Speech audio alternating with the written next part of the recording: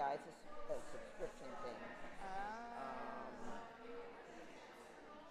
yeah, you take a look at the Okay. article. All Yeah, right. I'll show you. Andrew.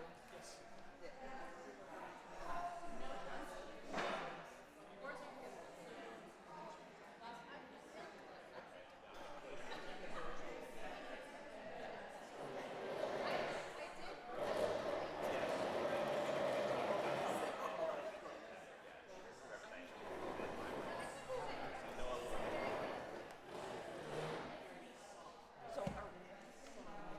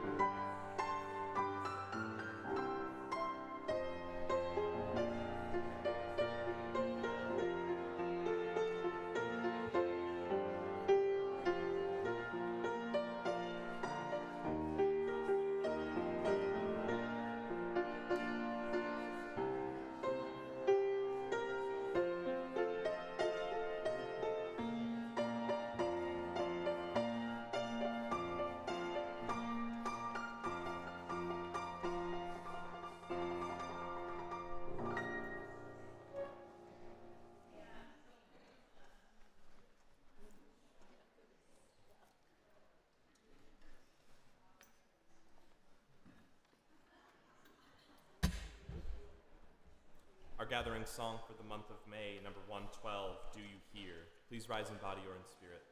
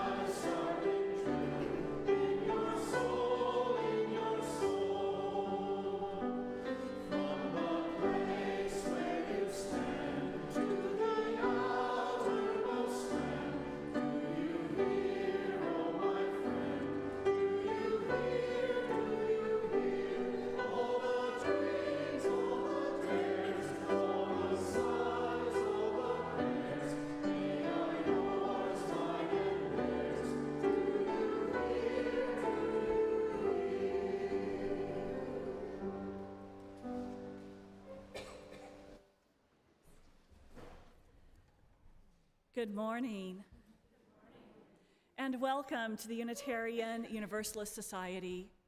We're grateful to gather today for a time of inspiration, reflection, and connection. Whether you join us today with joy in your heart, weighted with burdens, or searching for meaningful connections, we are glad that you are here. I'm Reverend Diana Smith, the minister of this congregation. My pronouns are she and her. I am a somewhat tall white woman in my late 40s with short, curly, and for now, white and brown hair. You'll hear more about that later. And I'm standing in UUS's pulpit in the front of our sanctuary. This room and the adjoining RE Commons are filling with people of all ages. And through the window walls of our sanctuary, we connect with the natural world around us, where it is a warming spring day, where the plant life is just simply bursting forth after some recent desperately needed rains. As we gather, we give thanks for this land and all who have cared for it over the centuries, particularly the Kickapoo, the Iowa, the Sauk, the Meskwaki, and the Oceti-Sakowon nations. As people of many ages, genders, races, sexual orientations, classes, abilities, and health statuses, we know how important it is to come together and work together to create a radically welcoming spiritual community. As Unitarian Universalists, our faith expresses our core value of love through how we agree to be together and to support each other. We're guided by the shared principles, sources, and values of our living religious tradition. And this morning, as we mark Memorial Day and say goodbye to UUS's current Ministerial Intern Madison Colquette, we'll celebrate and explore how our values of generosity and interdependence play off of each other and play through our lives. If doing something with your hands helps you, we invite you to visit the Soul Work table outside of the sanctuary doors to pick up something related to today's service or something else to work with.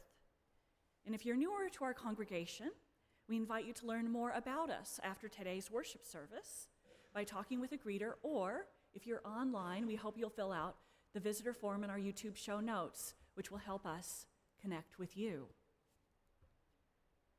Now our call to worship comes from Nicole McKay, who writes, "We gather to remember those who could not grow old and those forced to grow old long before their time.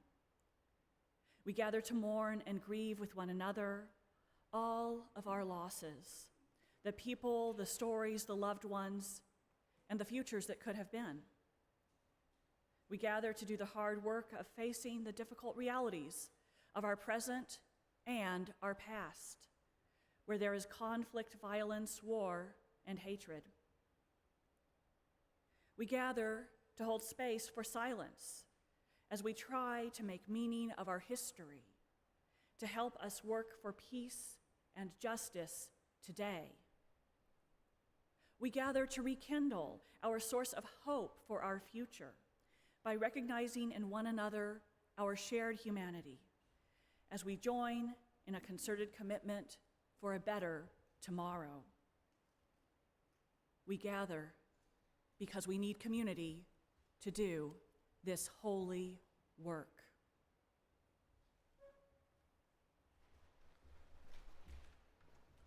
Our opening hymn for this morning, number 360, Here We Have Gathered. Please rise in body or in spirit.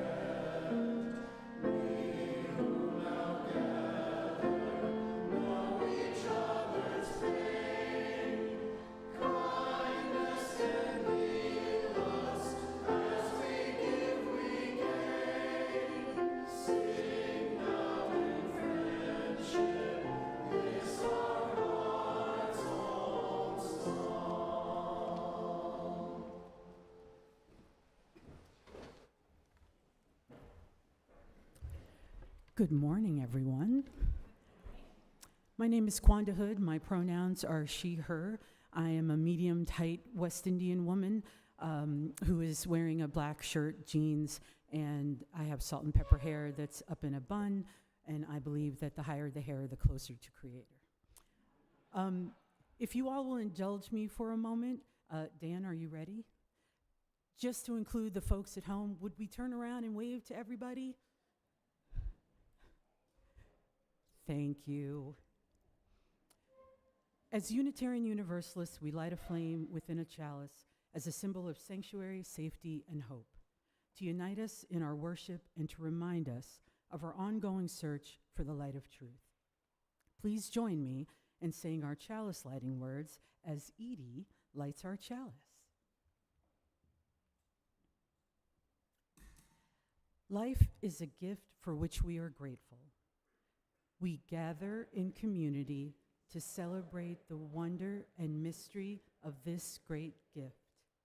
So let us now kindle the flame of our liberal religious heritage and renew our covenant of mutual love and care. Love is our doctrine, the quest for truth is our sacrament, and service is our prayer.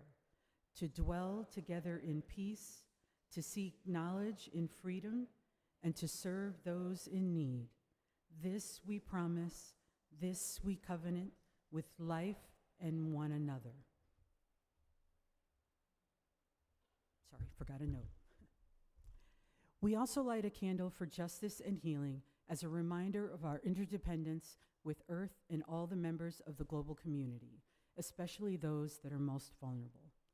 We light this candle so that we may not be numb to injustice and trauma, but rather find strength, courage, and love as we work in solidarity with others for liberation, justice, and healing.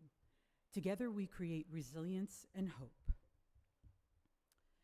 As I light this candle, let's hold a time of silence to listen to our hearts and our bodies, or perhaps lift up prayers. Today we hold in our hearts the heavy solemnity of Memorial Day, honoring those that have made the ultimate sacrifice in service to their country. We mourn the devastating loss of life in this current war, a conflict that feels tragically senseless and heartbreakingly misunderstood. May we hold space for the profound grief of their families while renewing our collective UU commitment to peace, healing, and a world where such sacrifices are no longer sought after by one individual.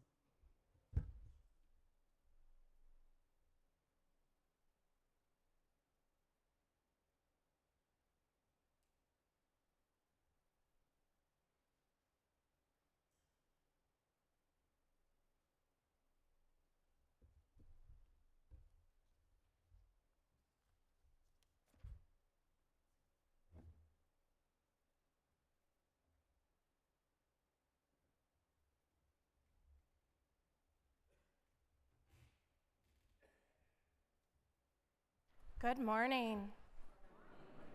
My name is Nick Kaplan. My pronouns are they, them, and I am the grateful director of Lifespan Religious Education here at UUS. Take a moment and bring some awareness to your body. So pay attention, head to toes. You might want to close your eyes. Notice any areas of discomfort.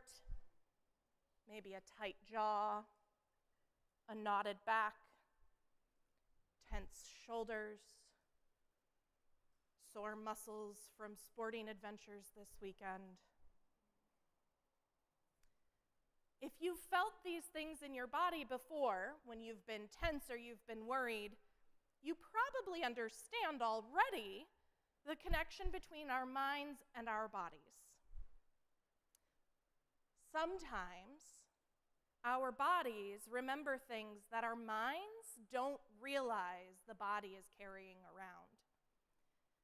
There are some things that we can do to release these memories from our bodies. Techniques that help us connect the mind with the body. One way is a special kind of stretching. It's called somatic stretching.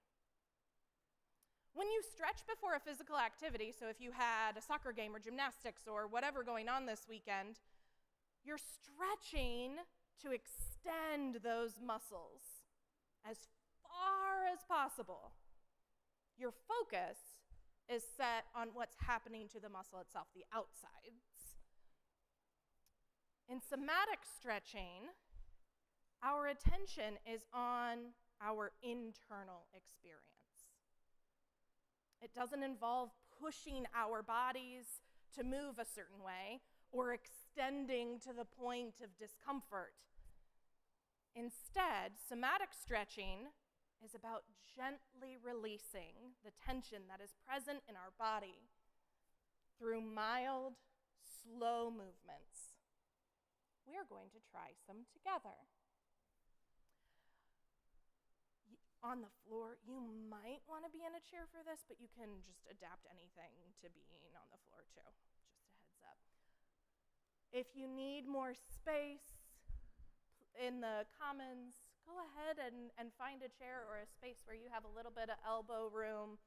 Those of you in here will be okay. I'm not going to have you elbowing any neighbors, but some of them might want a chair instead of the positions that they're in now. So I just wanted to let them know. So first, in our somatic stretches, we're going to start with some of that awareness that we were thinking about when I first started. You might want to sit toward the front of your chair if you are in a chair. If it's possible for you to be off the back of the chair with no back support, great. If that's not good for your body, do whatever it is your body needs. Plant your feet on the floor. If you're on a cushion, you might think of this more as your sit bones instead of your feet. Close your eyes. Notice the physical contact of your body against the floor, be that your feet or your sit bones in the chair. Take 3 slow, deep breaths, allowing your belly to soften.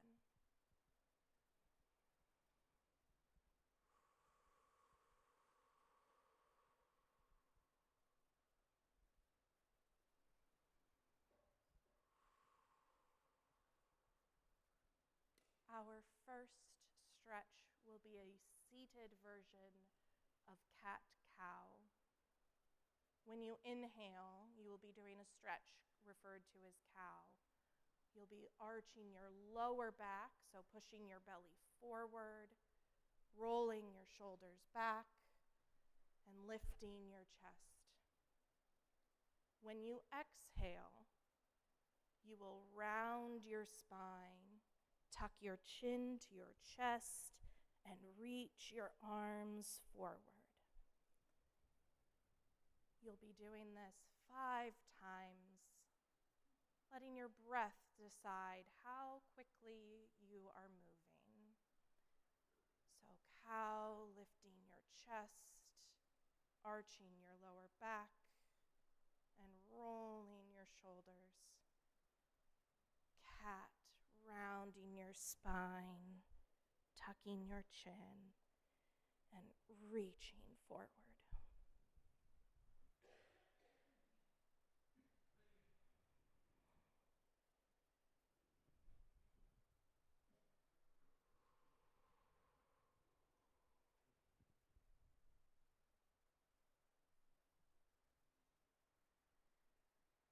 Next, when you are ready, we will be doing a neck release. Follow these instructions carefully. I don't want anyone to hurt themselves. You will be bringing your chin to your chest. When you do, you'll feel the stretch along the back of your neck. And then slowly and gently, you'll be rolling your right ear to your right shoulder, feeling the stretch as your left shoulder drops heavily. Take some deep breaths, noticing any tightness. Roll your chin back toward your chest, and then slowly and gently, your left ear to your left shoulder as you drop your right shoulder away, taking some deep breaths and noticing any tightness on that side.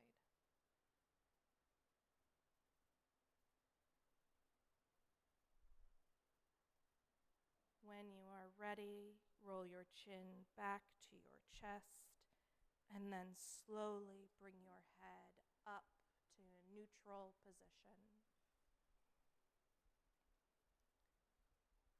At this point, you might bring your hands into your lap and focus on your breath. Think about your body from your head to your toes, acknowledging the physical sensations, the space you've created in your body, maybe some things that you have released from the memory of your muscles as you pay attention to your full physical form.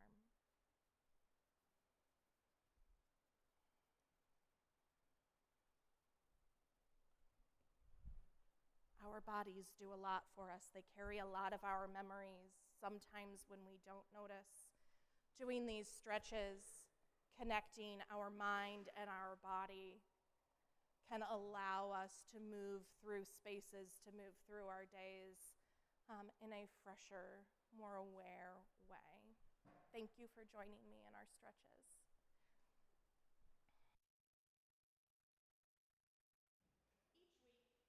Sorry, I didn't warn you I was changing locations. My apologies. Each week, when they head to classes, our children light a lantern as a symbol of love and hope that goes with them as they explore our faith. Children, youth, and teachers, please come forward as Alex lights our lantern from our chalice. Friends and visitors are always welcome to attend religious education, and their adult must fill out a visitor form each week, new this week. So if your child is not registered for RE and you didn't receive a half sheet on your way in, please come forward with your child so that we can get that form filled out before RE. Leah has a sheet that will let you know if you have already filled out the registration paperwork so that we don't need extra information from you. So we can all come forward as Alex lights our lantern and Andrew and Xinghui lead us in singing Be Open as children, youth, and teachers head to religious education. Words are on your screen.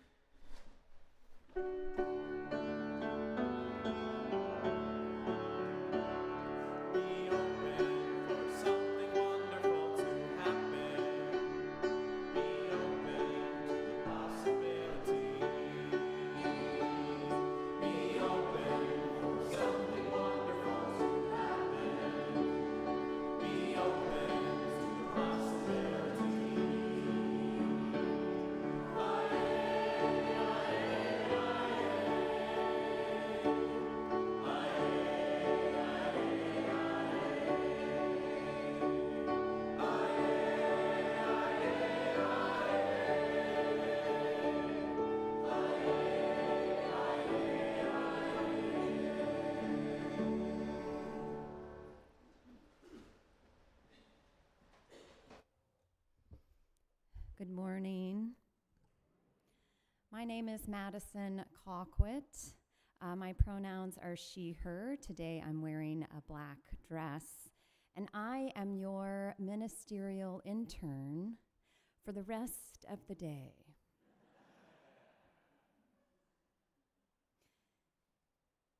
Our congregation is made up of many people and of many communities, and we gather in many ways to learn, sing, laugh, share meals, try new things, and help repair our world. And together, we create a community that nurtures us as we seek to live love more fully and fiercely into this world. And this morning, Kwanda will share about the Iowa Freedom School pilot that is coming up next month. Kwanda.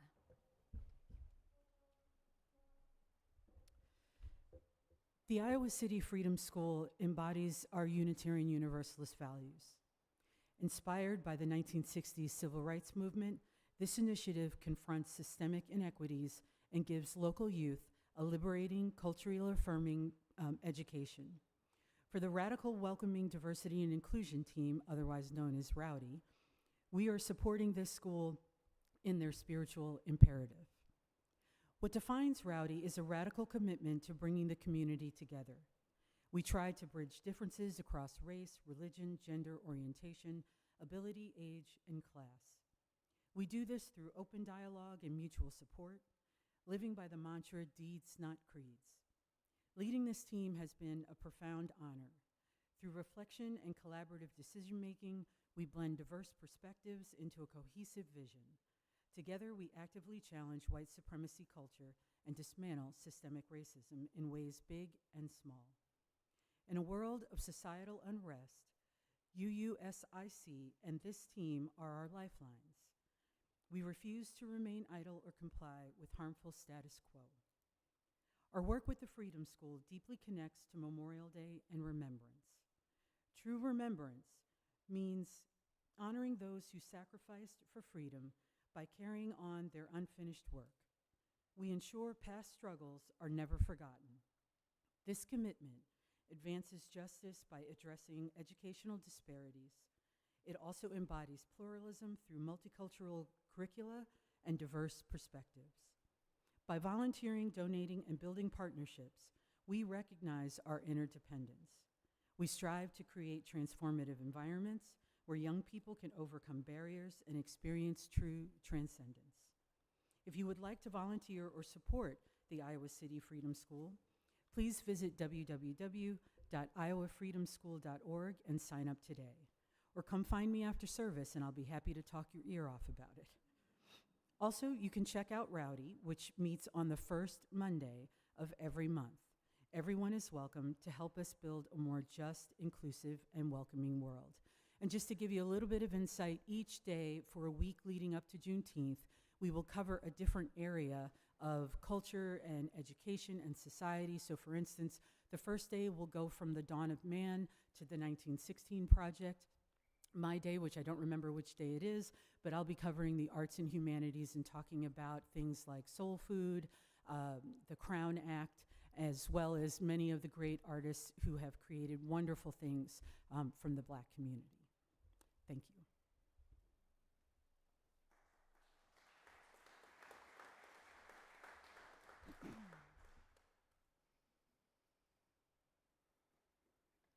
Nurturing gratitude and how we understand and express interdependence is part of how we live into our Unitarian Universalist faith. As we enter into our time of meditation, contemplation, and prayer today, let us take a moment to say aloud the names of those who have served in military service, who have died. We will hold space for those who wish to say their names aloud.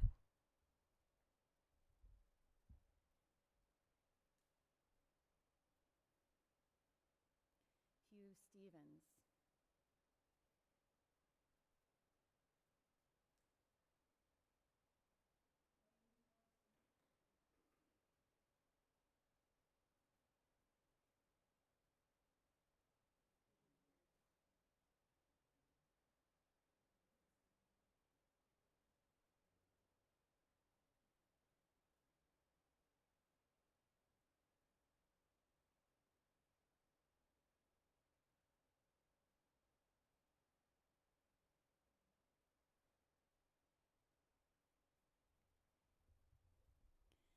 We lift up these names. We are grateful for their willingness to serve. We remember them. We remember and we pray for peace. Through this observance and this witness, we acknowledge the joys and sorrows of our congregation. And we do this by dropping stones into a bowl of water, symbolically immersing our personal joys and sorrows into the flow of all life's joys and sorrows. The water surrounds and holds the stone just as we are surrounded and held by the love and support of this congregation.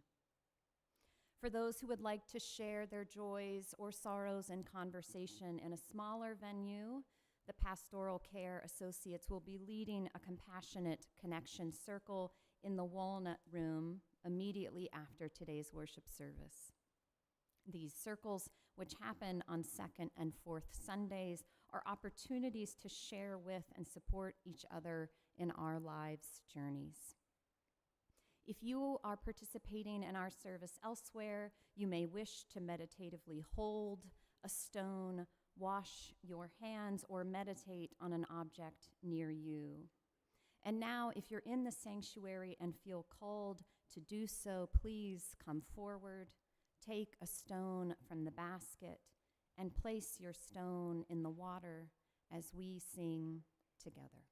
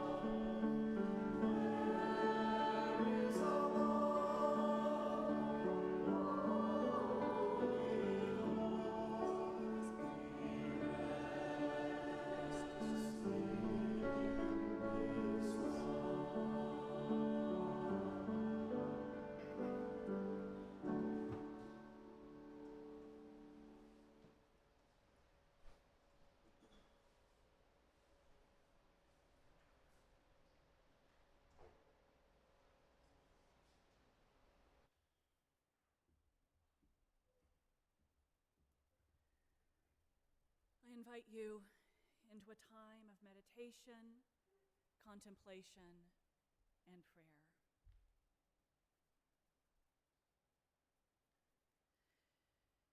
Spirit of love, we come to this moment today full to overflowing of so many sorrows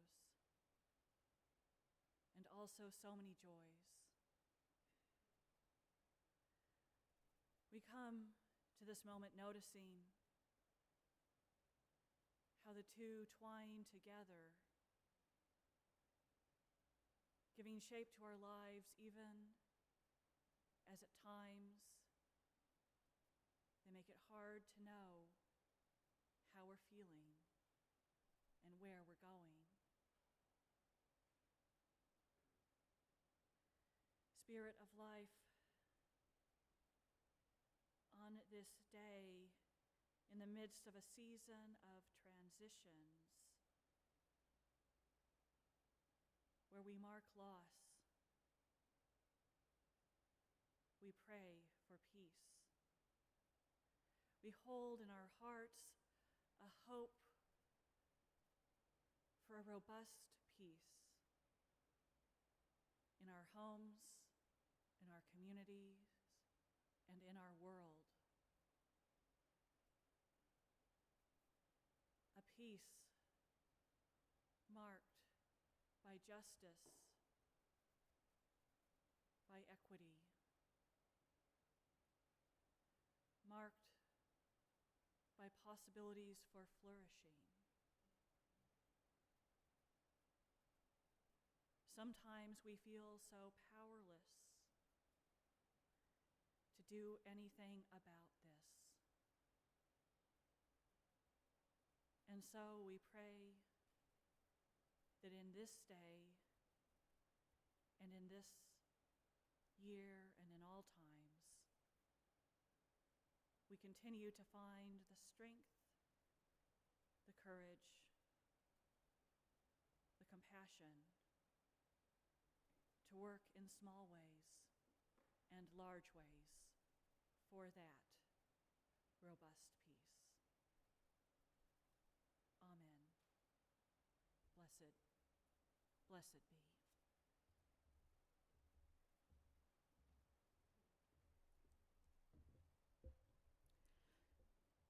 Today's reading is Remembering by Alessandra Nicer Santos. We make ourselves one body, something larger than we were before, with all that feels alive in me and all that feels alive in you. We are interconnected. We are one entity. Having all these divergent, disparate, seemingly contentious experiences, but still part of this one body. Here we are conspiring together. Here we are breathing together.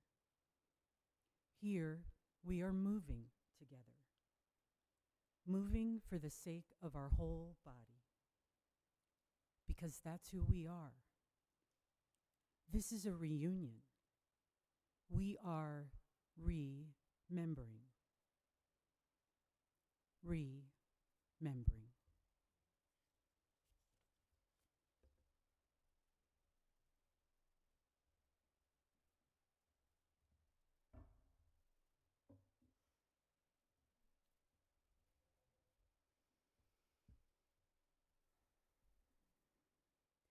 Today, we gather to remember. We remember the many losses that continue to shape our lives. And we gather to celebrate what we enjoy, those we cherish, and to rekindle our source of hope for the future. We gather as a congregation, as a community in this time of tender transformation. And we gather to say goodbye. as this is my last service as your ministerial intern. As I composed this reflection, I thought about the many ways that this congregation has shaped me and my ministry. I reflected on the moments of growth that have challenged me and the moments of joy and wonder that has sustained me. I reflected on the ways I have changed this year. Today we gather to remember, and we gather to remember.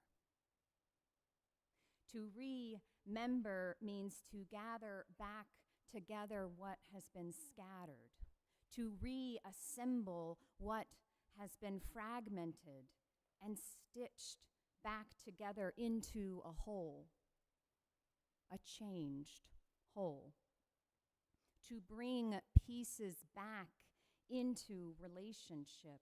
It is how we reorient ourselves after loss, how we make meaning from what has happened, what is happening, and how we weave how we have changed into our continuing story. Over this past year, I have engaged my own process of remembering and remembering.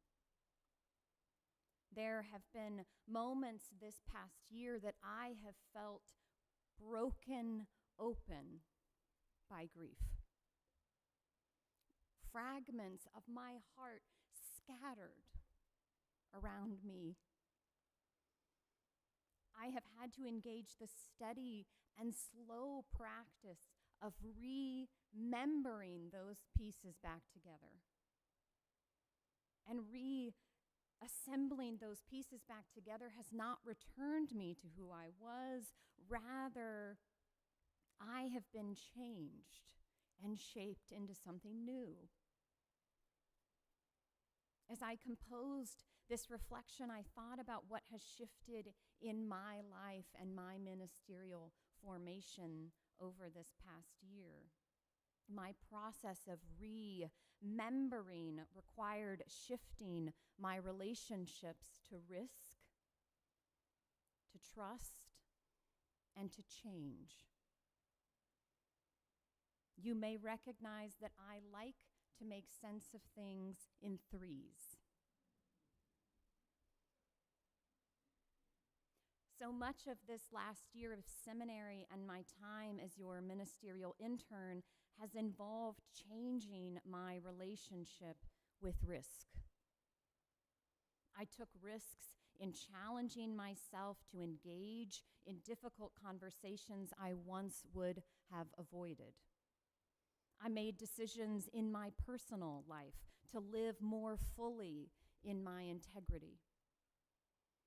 I said yes to traveling to Minneapolis during Operation Metro Surge for the call to clergy. I made the decision to pursue a chaplaincy residency for this upcoming year. Taking these risks deepened my capacity to stay present in discomfort instead of avoiding it, and to reorient to a more grounded self during anxious moments. In a conversation this week, Reverend Diana asked me, what has made my changing relationship to risk possible? As my relationship to risk has shifted, so has my relationship to trust. My trust in myself has deepened. A growing trust that I am capable of doing hard things, that I am strong enough to hold the grief that accompanies loss. This past semester, one of my professors shared wisdom that she herself received her final semester of graduate school. She shared that her dissertation advisor, called her out of the blue and said, "I know that right now you think you cannot do any more, that you cannot go any further and that you will not make it. I'm here to tell you that you can and you will. And when my professor shared that with me and my colleagues that day in March, I needed to hear that. I had had these same thoughts, that I would not make it to graduation, that I could not hold this pain, this sadness. I needed to hear that. I needed to tell myself that more than once, often daily, that I can do this and I trust what is unfolding. My shifting relationships to risk and trust have expanded my capacity for change. In their book, Holding Change, Adrienne Maree Brown describes their work as, quote, holding space for change, holding a space in which change is inevitable. Change is the heartbeat of social movement. But on the other side of change is loss. And coping with loss is a skill that should be taught as fundamental. Reimagining the world requires that we release the parts of the system and ourselves that are ready to die. Every transformation asks us to let go of something. An old role, an old certainty, an old way of being. Sometimes an old understanding of ourselves.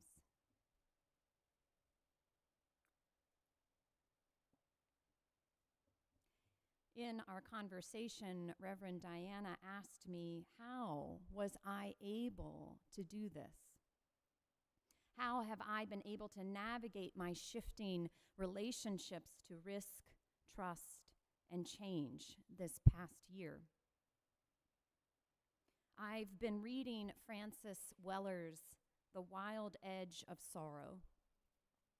And in it, Weller writes about the necessity of nourishing resilience to engage in grief work. We nourish our resilience through our spiritual practices. He writes of this as fortifying our interior ground.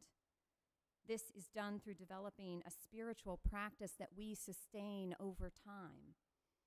Any form will do, he tells us. Writing, drawing, meditation, prayer, dance, or something else. As long as we continue to show up and maintain our effort. Weller writes, a practice offers ballast, something to help us hold steady in difficult times. This deepens our capacity to hold the vulnerable emotions surrounding loss without being overwhelmed by them. I told Reverend Diana that I am able to remember myself back together because of the spiritual practices I have developed and relied upon while being here, that have deepened while being in faith community with you. I am able to remember myself back together because of the support from my relationships. I have felt broken open by grief. And I have also felt completely surrounded by love. Love from friends and family, from colleagues, from teachers, and from this community.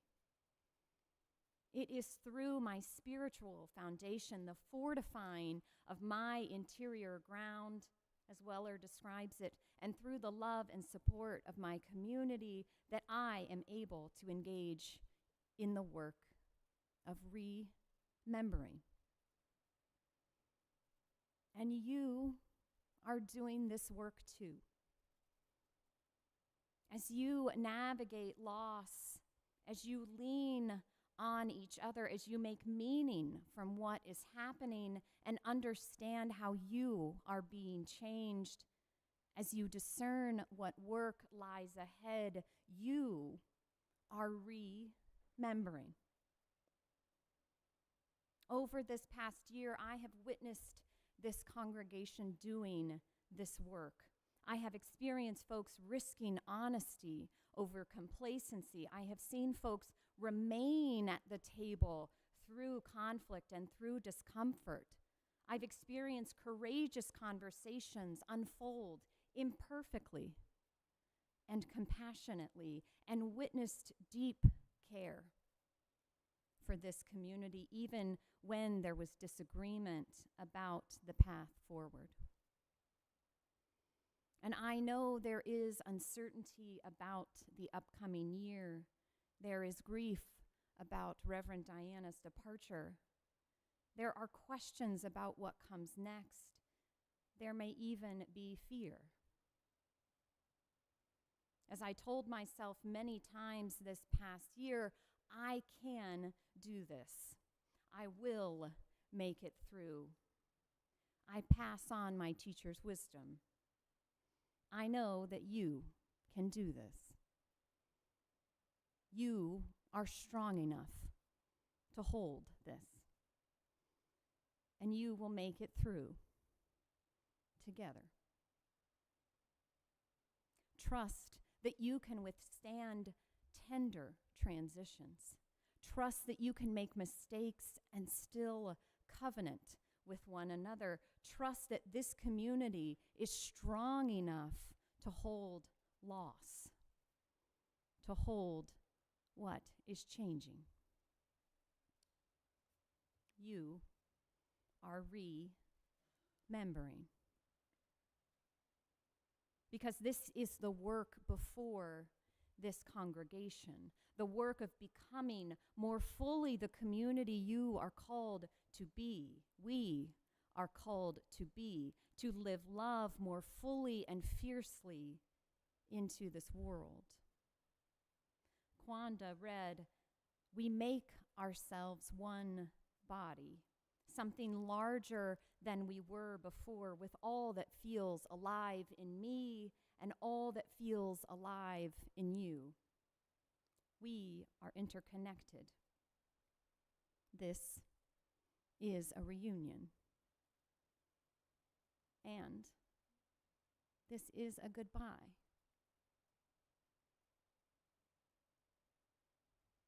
Next weekend, I will graduate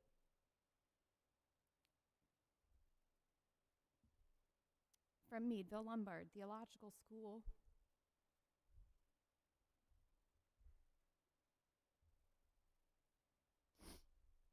We'll get through this. I will graduate with my Master's of Divinity,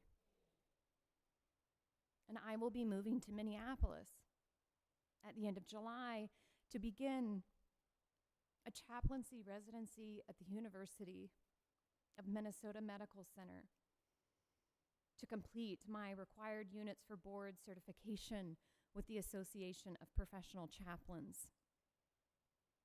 I am taking the risk of moving to a new place to begin a new ministry, and I trust that I have the spiritual foundation and support to nourish me through this transition and in the hard work ahead.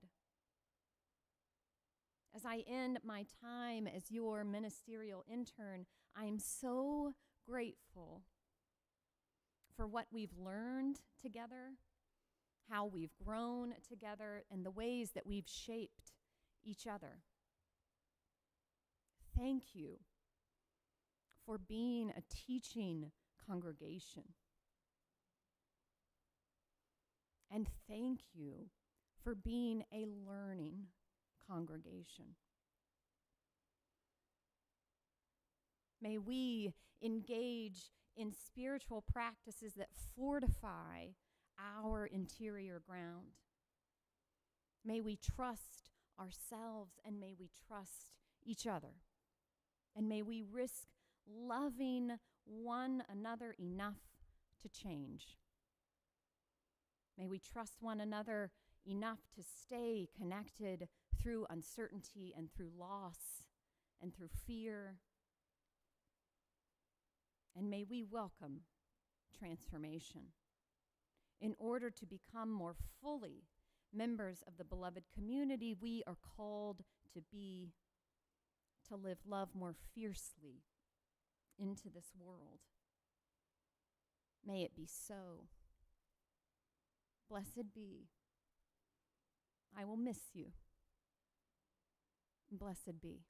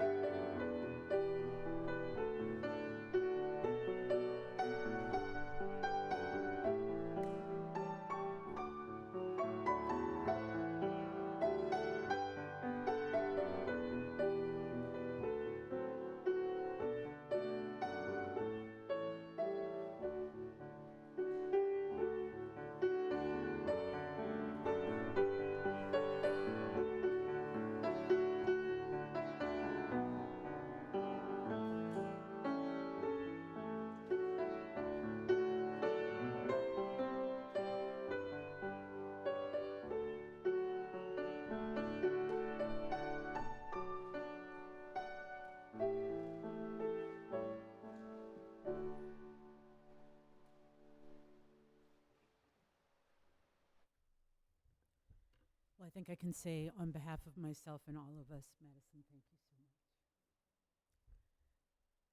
How we give and what we do with our lives is a reflection of our values. We're grateful for the generous annual pledges made by members and friends to fund our operations and programs.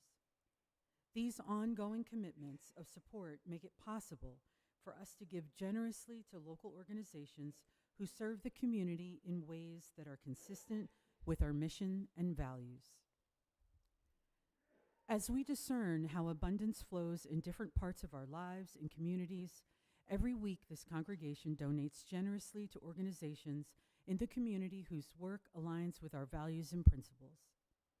Cash and non-pledge offerings are shared between our community partner agencies and UUS, with 75% going to our support partners. Our community partner agency this month is Houses into Homes, which provides gently used beds, furniture, and household items for families and individuals in Johnson County who are exiting homelessness, domestic violence, and other crisis situations. If you're writing a check, please specify your intent by writing either pledge or offering in the memo line. You may also give online or via text by following the instructions on the screen or by clicking the donate button on our website. Your offerings are a sign of your commitment to this congregation, which is completely supported by the generosity of all who join here with us. As we give and receive the offering, may we be transformed by our giving, and may the world be transformed by our gifts.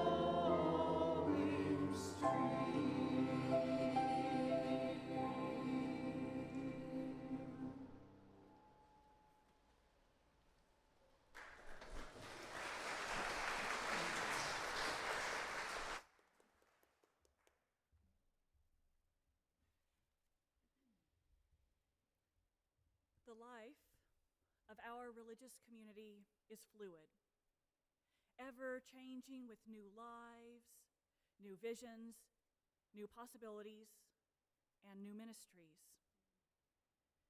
9 months ago, we welcomed our ministerial intern, Madison Colquette, and we have been changed. Today, we say farewell to Madison, who has successfully completed her internship. I thank the members and friends of UUS for my experiences this year. Thank you for your love, for your kindness and support. I was challenged, I was stretched, and so given good tools with which to minister. I was given freedom to create a ministry with you, and I thank you for your acceptance of my ministry among you. I celebrate the things we were able to do and how we have been transformed.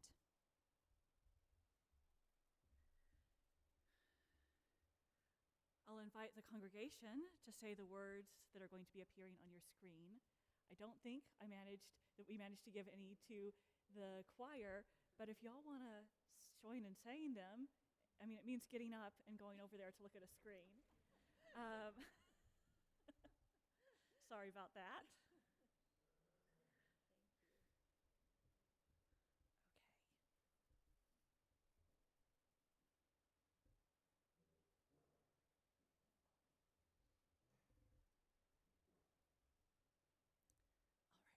Congregation.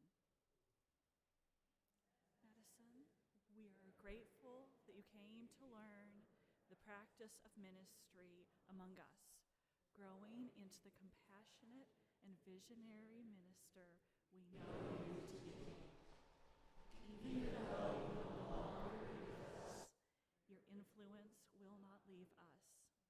We bless you in completing your fellowship and ordination processes, and look forward to finding out how your ministry will flourish. Wait, sorry, not you yet, not you, sorry, hold on, okay, it's okay. I ask the members of the internship committee to please stand. Tony Miller, Pete Brokaw, Rochelle Honey-Arsmont, Paula Miller, and Vicki Seifers. Thank you very much for mentoring Madison into ministry. Will you trust that the work you did with her will serve her well in her ministries to come? You may be seated. And do you members and friends of UUS now release Madison from her role as ministerial intern? And do you, Madison, release UUS from turning to you for ministry and guidance? I do. Will all present please now join me in blessing Madison? Spirit of life and love, we have been moved by Madison's presence and work. We are grateful for her special gifts, which she will take with her and by which we have been changed. We bless Madison as she completes her journey to being a fully fellowshipped and ordained minister. We trust that whatever ministry she undertakes in the future will be done well and with great love, compassion, and a heart open to learning. Madison, go with our blessings and love. Madison, we clearly don't want to let you go, but surrounded by our love and our hopes for your future in this wonderful faith we share, you are hereby released from your internship. Blessed be. Amen.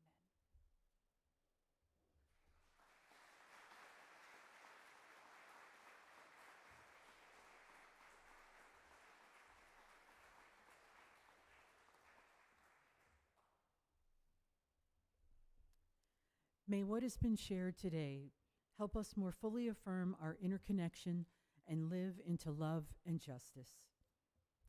After the service, we gather in the fellowship hall and outside for conversation and community.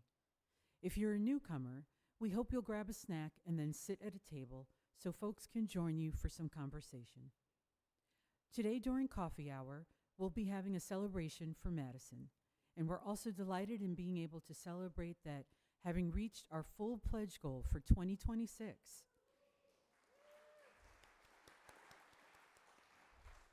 of $425,000. Folks will be helping Reverend Diana temporarily dye her hair. We'll also be enjoying a potluck, and then at 12:30 there will be a gathering in the RE Commons to gather feedback on the religious education program. And the Pastoral Care Associates will be leading a compassionate connection circle in the Walnut Room immediately after today's worship service.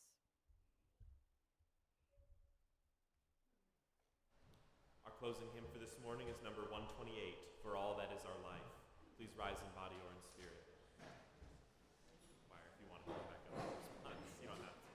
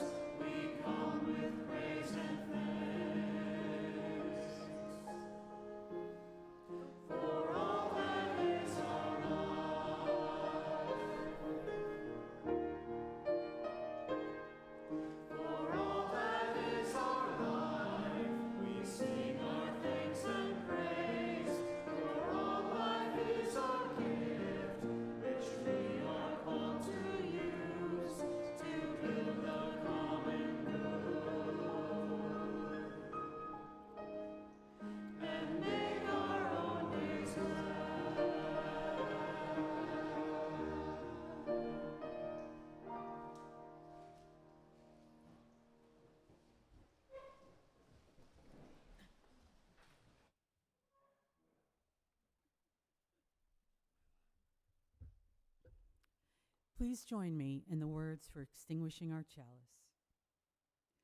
We extinguish this flame, but not the light of truth, the warmth of community, or the fire of commitment. All these we carry in our hearts and in our minds until we are again.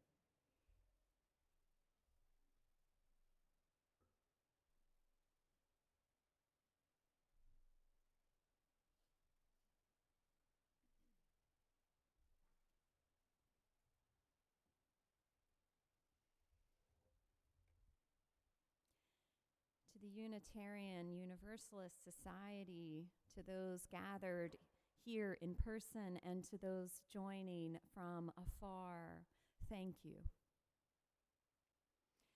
As you continue the sacred work of remembering, may you engage in spiritual practices that fortify your interior ground. May you trust yourselves and trust each other.